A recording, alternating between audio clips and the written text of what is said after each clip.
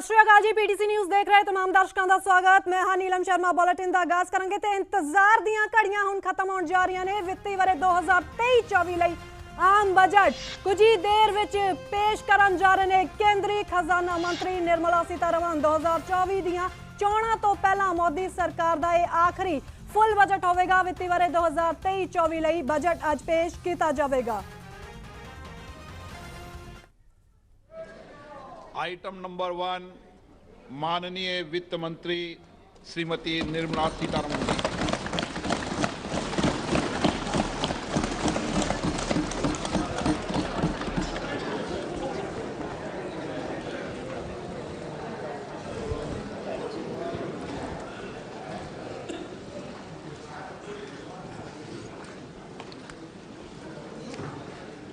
Honorable Speaker, I present the budget for 2023-2024. This is the first budget in Amrit Kaal. This budget hopes to build on the foundation laid in the previous budget and the blueprint drawn for India at 100. We envision a prosperous and inclusive India in which the fruits of development will reach all sections and citizens, especially our youth, women, farmers, OBCs, scheduled castes and scheduled tribes. In the 75th year of our independence, the world has recognized the Indian economy as a bright star. Our current year's economic growth is estimated to be at 7%. It is notable that this is the highest among all the major economies. This is in spite of the massive slowdown globally caused by COVID-19 and the war. The Indian economy is therefore on the right track and despite a time of challenges, heading towards a bright future.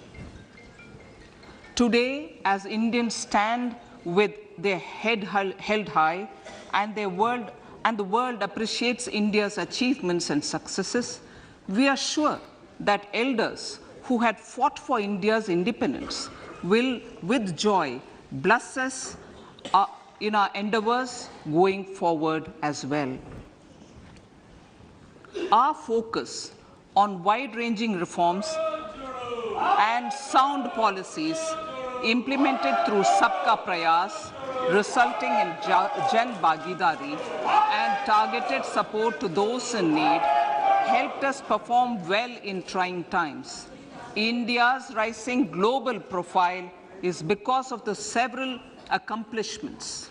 Unique world-class digital public infrastructure, example, Aadhaar, CoWIN and UPI.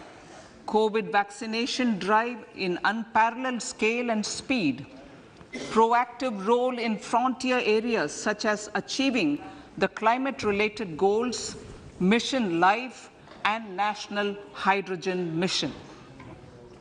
During the COVID-19 pandemic, we ensured that no one goes to bed hungry with a scheme to supply free food grains to over 80 crore persons for 28 months.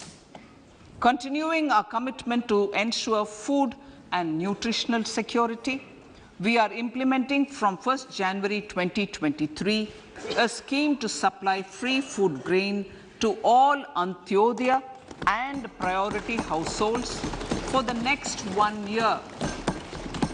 Under PM Garib Kalyan Anna Yojana, the entire expenditure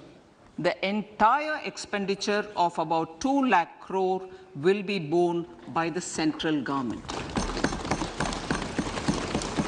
In these times of global challenges, the G20 presidency gives us a unique opportunity to strengthen India's role in the world economic order.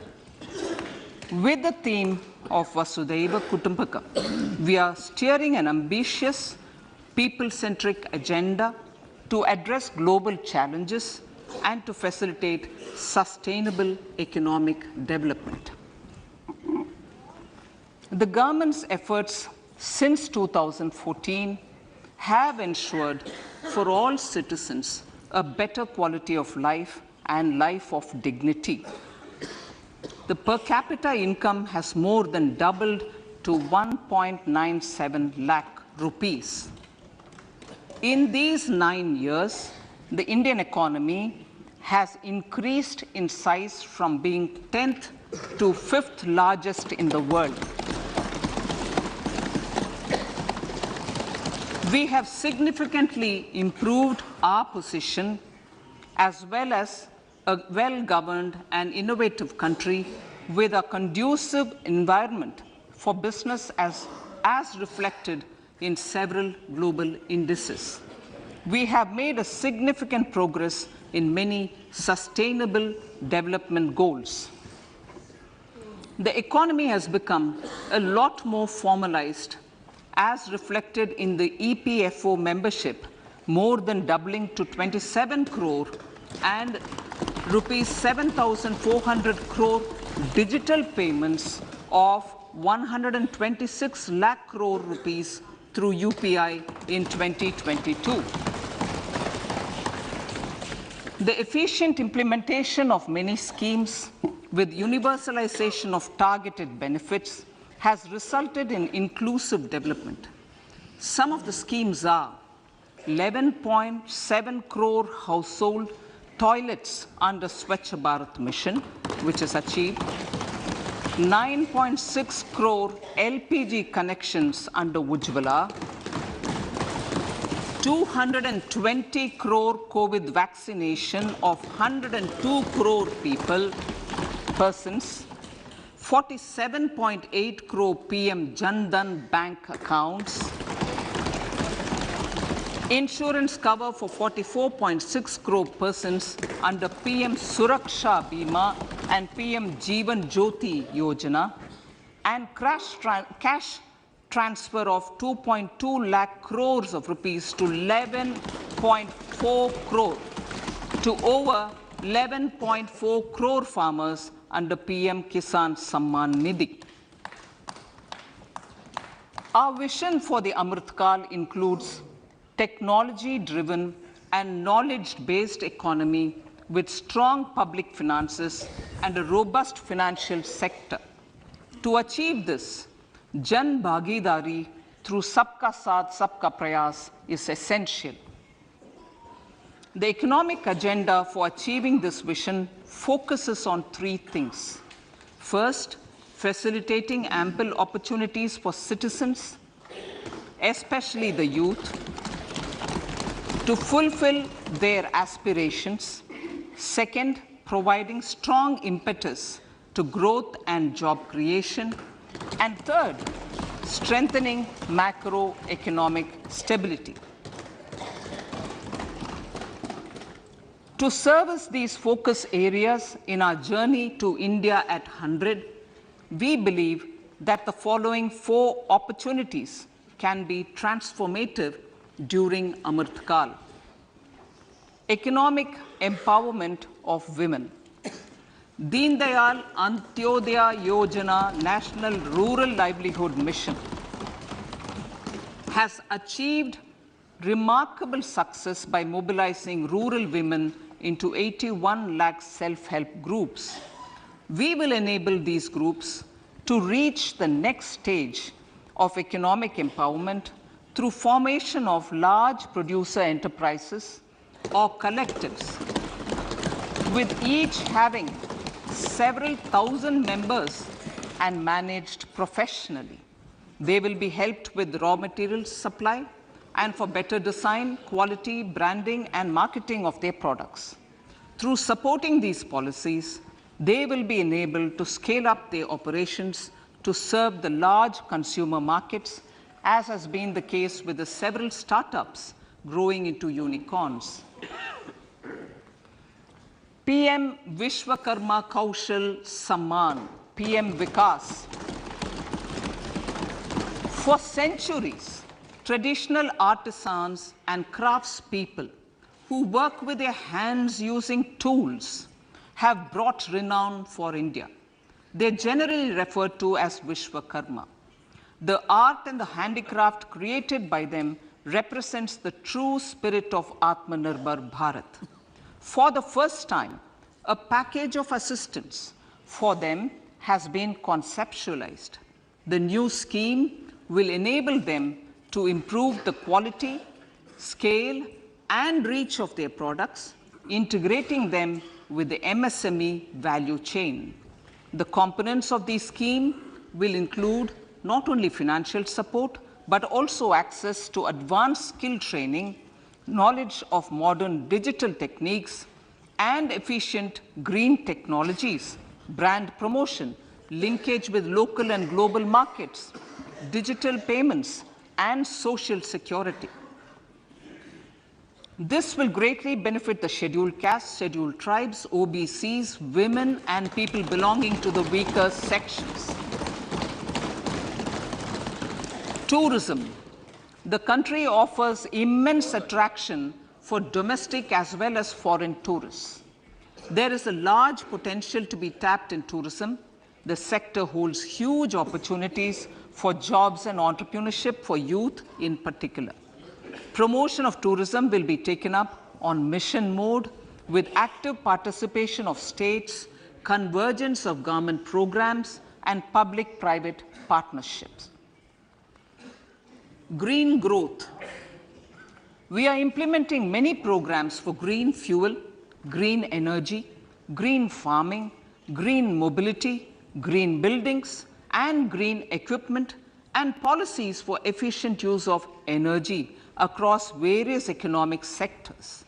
These green growth efforts help in reducing carbon intensity of the economy and provides for large-scale green job opportunities.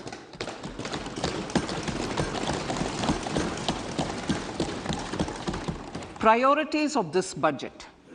The budget adopts the following 7 priorities. They complement each other and act as the Saptarishi guiding us through the Amrit Kal. Inclusive development, reaching the last mile, infrastructure and investment, unleashing the potential, green growth, youth power, and financial sector. I now speak on the priority number 1, inclusive development. The government's philosophy of Sabka Saath, Sabka Vikas has facilitated inclusive development covering in specific farmers, women, youth, OBCs, scheduled castes, scheduled tribes, Divyangjan, and economically weaker sections, and overall priority for the underprivileged. Vanchiton ko variyata. There has also been a sustained focus on Jammu Kashmir, Ladakh, and the Northeast. This budget builds on those efforts. Digital public infrastructure for agriculture. Digital public infrastructure for agriculture will be built as an open source, open standard, and interoperable public good. This will enable inclusive farmer-centric solutions through relevant information services for crop planning and health, improved access to farm inputs, credit and insurance, help for crop estimation, market intelligence, and support for growth of agri-tech industry and startups.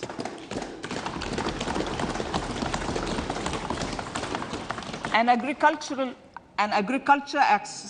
accelerator fund. An agriculture accelerator fund will be set up to encourage agri-startups by young entrepreneurs in rural areas. The fund will aim at bringing innovative and affordable solutions for challenges faced by farmers. It will also bring in modern technologies to transform agricultural practices, increase productivity and profitability. To enhance the productivity of extra long staple cotton, we will adopt a cluster-based and value chain approach through public-private partnerships.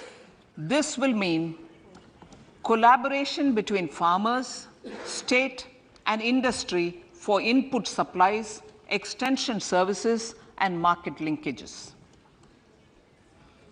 We will launch an Atmanirbhar Clean Plant program to boost availability of disease-free, quality planting material for high-value horticultural crops at an outlay of 2,200 crores. Global hub for millets which are Sri Anna. India is the forefront. India is at the forefront of popularizing millets, whose consumption furthers nutrition, food security, and welfare of farmers, said the Honorable Prime Minister. We are the largest producer and second largest exporter of Sri Anna in the world. We grow several types of Sri Anna, such as Sri Anna Jowar, Sri Anna Ragi, Sri Anna Bajra, Sri Anna Kutu, Ramdana, Kangni, Kutni, Kutki, Kodo, China, and Sama. These have a number of health benefits and have been an integral part of our food for centuries. I acknowledge with pride the huge service done by small farmers in contributing to the health of fellow citizens by growing these Sri Anna. Now, to make India a global hub for Sri Anna, the Indian Institute of Millet Research, ideally Indian Institute of the Sri Anna Research, Hyderabad, will be supported as the center of excellence for sharing best practices, research, and technologies at the international level. The agricultural credit target will be increased to 20 lakh crores with focus on animal husbandry, dairy, and fisheries. We will launch a new sub-scheme of PM Matsya Sampada Yojana, which is an existing scheme, but we'll launch a new sub-scheme with targeted investment of 6,000 crores to further enable activities of fishermen, fish vendors, and micro and small entrepreneurs, improve value chain efficiencies, and expand the market. For farmers, especially small and marginal farmers and other marginalized sections, the government is promoting cooperative-based economic development model. A new Ministry of Cooperation was formed with a mandate to realize the vision of Sahkar Se Samriddhi. To realize this vision, the government has already initiated computerization of 63,000 primary agricultural credit societies with an investment of 2,516 crores. In consultation with all the stakeholders and the states, model bylaws for PACS were formulated, enabling them to become multi-purpose PACS. A national cooperative database is being prepared for countrywide mapping of cooperative societies. With this backdrop, we will implement a plan to set up massive decentralized storage capacity.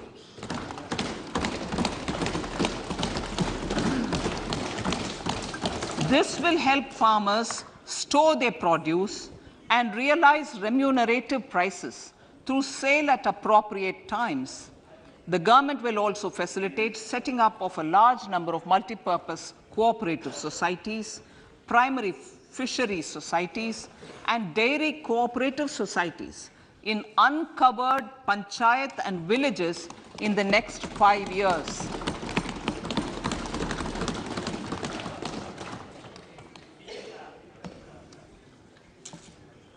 health, education, and skilling. 157 new nursing colleges will be established in co-location with the existing 157 medical colleges established since 2014. A mission to eliminate sickle cell anemia by 2047 will be launched. It will entail awareness creation, universal screening of 7 crore people in the age group of 0 to 40 years in affected tribal areas, and counseling through collaborative efforts of central ministries and state governments.